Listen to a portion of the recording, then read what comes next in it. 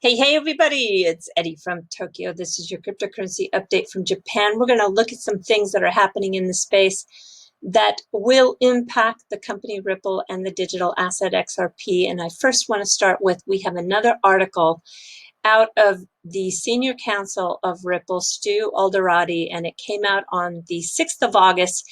And it's titled, What's at Stake for the U.S. When It Comes to the Digital Asset Regulation? And I want to bring you all the way back to 2016 because it is very poignant to that question. And why is there so much push coming from the Ripple camp? Well, Jules on the Beach sent me this webinar. It is from the Digital Currency Group. They are an investor in Ripple from day one. It's back in 2016 when Patrick Griffin, the executive vice president at that time, was getting a lot of questions. And listen to how he answers, what is the link between XRP and Ripple? And is the success of Ripple linked to XRP? Listen to this. Excellent. Next question is around the link between XRP and Ripple as a company. So given that XRP is such a critical component of Ripple, will XRP grow with Ripple, or to ask the inverse, is Ripple's success linked to the success of XRP? So that is an interesting question, certainly that we talk about a lot here. It is without a doubt XRP is intricately involved and intertwined into the success of our business. As you can see, we're in the networks business, and our ability to successfully deploy technology hinges on the network connectivity and the reach of the system. So to the extent that there are other banks and other countries and other networks, that makes the system more useful. To do that, the system needs to be a cheaper and more efficient place to transact. And XRP has a critical role in driving network effects. Again, because we are able to effectively purchase liquidity using XRP, we can buy cheaper rates, bring in liquidity. Liquidity is the cornerstone to network effects in any financial services business. And that lets us accelerate and unlock a key part of our network effects and network growth story. So that is one of the reasons why we are hearing so much from Mr. Alderati. And what is at stake? Yeah, what is at stake when we're looking at what is happening in the U.S. Now, everybody feels encouraged that some of the agencies are welcoming the new benefits of technologies. But really, when projects and businesses guided by some of the best legal advice available, he writes, and they still find themselves unclear about the position of U.S. regulators, something is wrong. Regulation applied consistently should lead to predictable outcomes, not regulatory gotchas to kill innovation. So the key regulatory question in the US today is this: which digital assets are securities? The answer to the question matters significantly. So on a promising development in the last 24 hours, Hester Peirce who is really a big help to the coming clarity, was confirmed again for another term. This is really good since she has such a big voice at the SEC.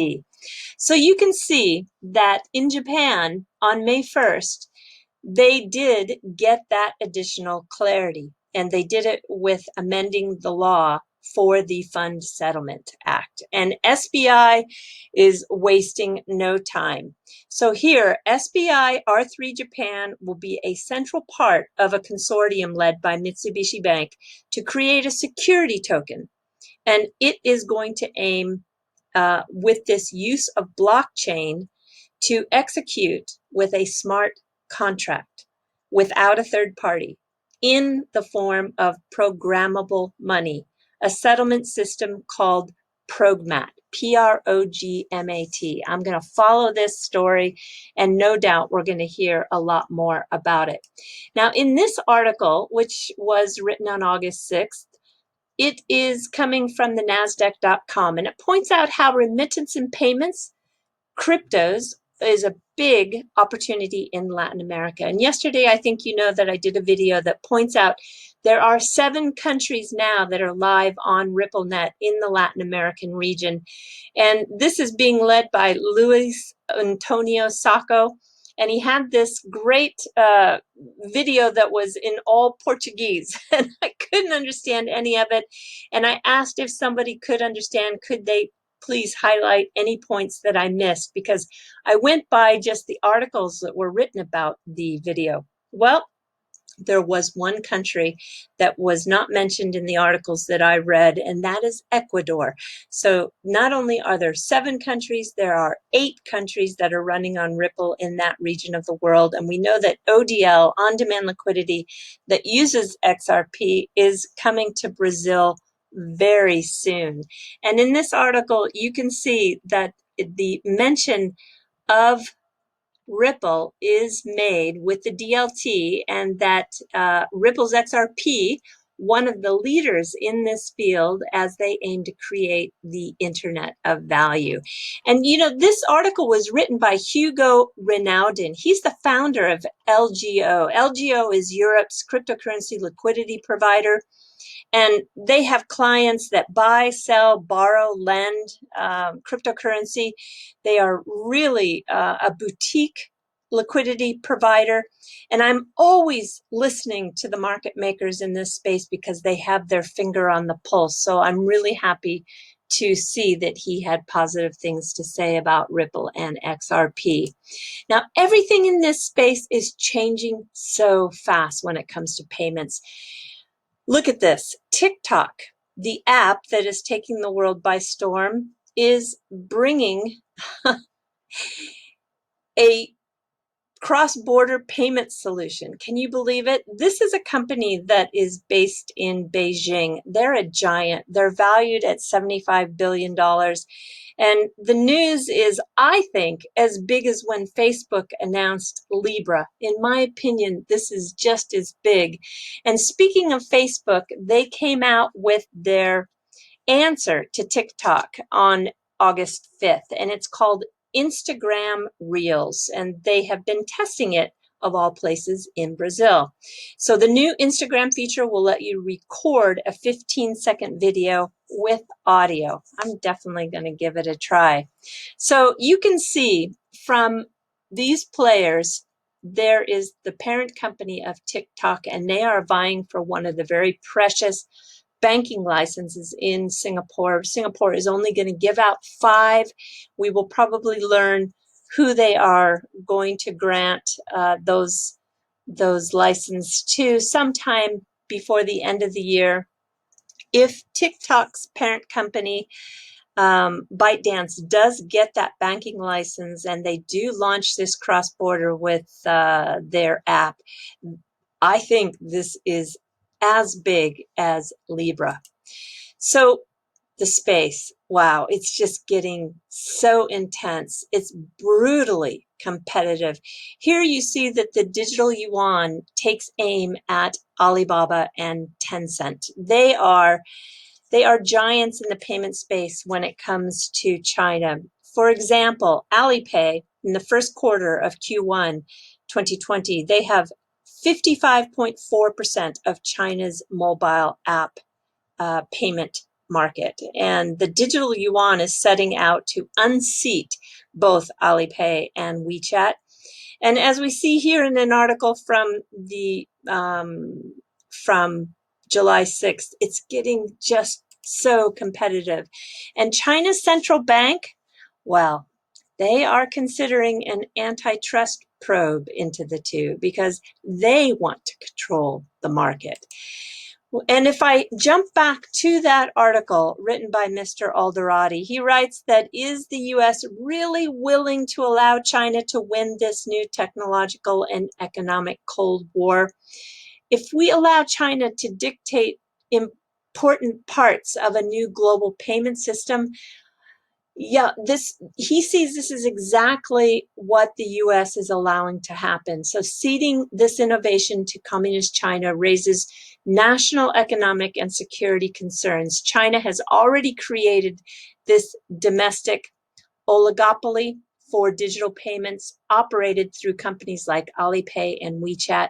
So China is also on the brink of issuing its state-controlled digital currency, the digital yuan. All I can say is that I'm not trying to rain on anybody's parade, but we are very fortunate to have Ripple pushing this into the limelight and getting, hopefully, some action to occur. Meanwhile, while Mr. Alderati fights the good fight, so does David Schwartz. And he was doing so on Twitter today in a heated exchange with the Blockstream CEO, Adam Back. You know, this space is sometimes, well, the whole space is intense, but David provides a list of innovations associated with XRP, and he was pushed, you know, in comparison to Jed's selling, but it's nothing to what BTC miners do, according to David. In this space, it's not for the meek, okay? So I hope you are up for the challenge. I think it is a space that requires a lot of guts.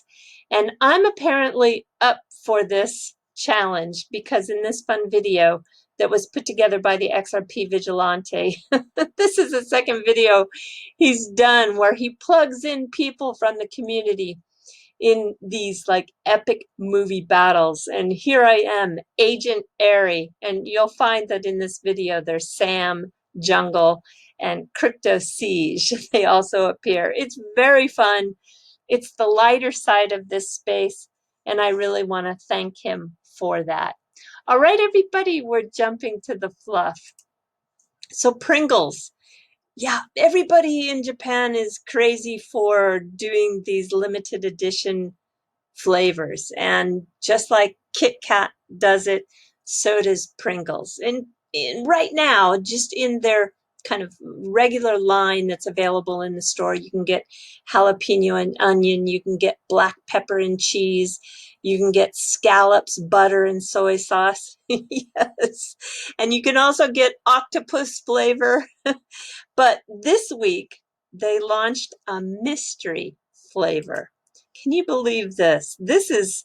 I can't find out what the flavor is. I searched. I guess I just have to go try. But what a marketing idea. So you don't know what the taste is till you open it up, and then when you got to figure it out. I think maybe for the fluff, I will go buy a package of these Pringles and I will test it and see if I can identify the taste. I think it sounds very, very fun. All right, we are on the eve of a 3-day weekend in Japan. On the 10th is called Yamanohi. That's the Mountain Day. It's an official holiday, and it is a day that we're supposed to go visit the mountains.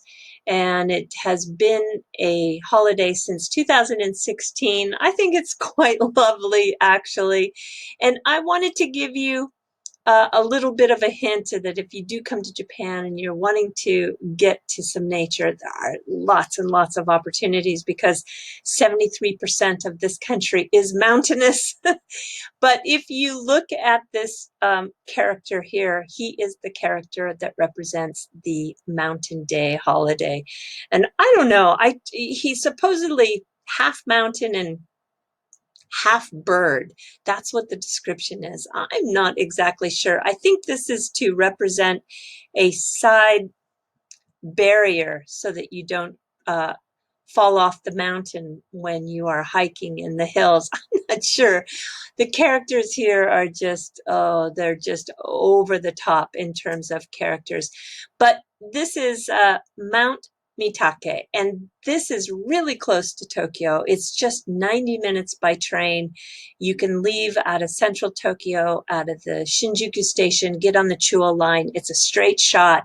You get off at the Sawai station. Yeah, and it is just a place where it has dozens of trails. You can see the scale too. These are people down here. Do you see that? These are people. That's how big this mountainside is with this really lovely stream. But there's dozens of trails, lots of waterfalls, lots of streams. And one of the more beautiful landscapes that's close to Tokyo.